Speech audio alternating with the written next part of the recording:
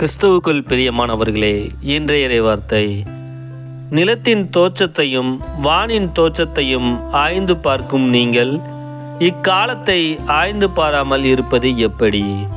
புனித லூக்கா எழுதிய நற்செய்தி 12ஆம் அதிகாரம் 54 முதல் 59 முடிய உள்ள வசனங்கள். அக்காலத்தில் இயேசு மக்கள் கூட்டத்தை நோக்கி கூறியது: மேற்கிலிருந்து மேகம் எழும்புவதை நீங்கள் பார்த்ததும் மழை வரும் என்கிறீர்கள். அது அப்படியே நடக்கிறது. தெற்கிலிருந்து காற்று அடிக்கும் பொழுது மிகுந்த வெப்பம் உண்டாகும் என்கிறீர்கள். அதுவும் நடக்கிறது. வெளிவேடக்காரரே, நிலத்தின் தோற்றத்தையும் வானின் தோற்றத்தையும் ஆய்ந்து பார்க்க அறிந்திருக்கும் போது இக்காலத்தை நீங்கள் ஆய்ந்து பாராமல் இருப்பது எப்படி?